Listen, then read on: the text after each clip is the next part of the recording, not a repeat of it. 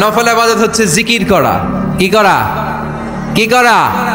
পড়েন সুবহানাল্লাহ আলহামদুলিল্লাহ লা ইলাহা ইল্লাল্লাহ সুবহানাল্লাহ আলহামদুলিল্লাহ লা ইলাহা ইল্লাল্লাহ লা ইলাহা ইল্লাল্লাহ মুহাম্মাদুর রাসূলুল্লাহ সাল্লাল্লাহু আলাইহি ওয়াসাল্লাম। সবচাইতে আল্লাহর কাছে প্রিয় কথা চারটি, চিল্লায় বলেন কয়টি? এক নম্বরে সুবহানাল্লাহ, এক নম্বরে, দুই নম্বরে আলহামদুলিল্লাহ, দুই নম্বরে, তিন নম্বরে লা ইলাহা ইল্লাল্লাহ, তিন নম্বরে, চার নম্বরে আল্লাহু আকবার, চার নম্বরে। এই চারটা তাসবিহ পড়া যাবে? যাবে? আবার বিষ্ণুই বললেন কালিমাতান হাবিবাতান ইলার রহমান খাফিফাতান আলাল লিসান সাকিলাতান ফিল মিজান।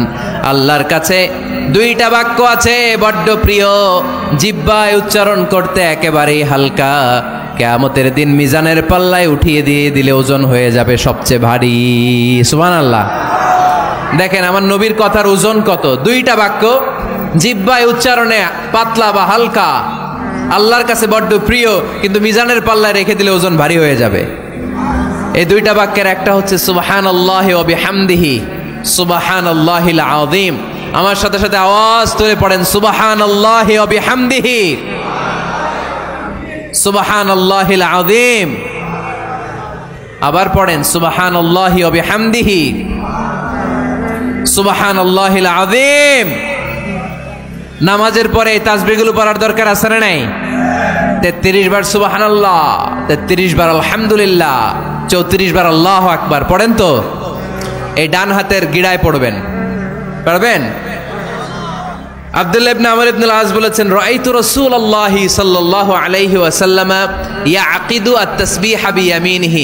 আমি দেখেছি আল্লাহ রাসূল সাল্লাল্লাহু আলাইহি ওয়াসাল্লামকে ডান হাতের গিড়ায় তাসবিহ পড়তে কোন সুবহানাল্লাহ। আর জিকির করবেন ভদ্রভাবে। উযকুর রাব্বাকা ফি নাফসিকা তাদাররুআ ওয়া খীফাতা ওয়া দুনাল জাহরি মিনাল কওল। জিকির করার পদ্ধতি নাম্বার 1, মনে মনে নীরবে নিঃশব্দে আওয়াজ করে লাফালাফি করে জিকির করা যাবে না। কেউ যদি লাফালাফি করে জিকির করে বুঝাবেন ভাই নিজেকে সংবরণ করো। লাফালাফি করে জিকির বিশ্বনবী করে নাই, চিল্লায় বলেন ঠিক কিনা? লাফালাফি করে জিকির সাহাবারা করে নাই, চিল্লায় বলেন ঠিক কিনা? ধীরে সুস্থে সাহাবারা, আল্লাহ রাসূল সাল্লাল্লাহু আলাইহি ওয়াসাল্লাম যেভাবে আমাদেরকে জিকির শিক্ষা দিয়েছেন আমরা ওইভাবে করব, ঠিক কিনা বলেন?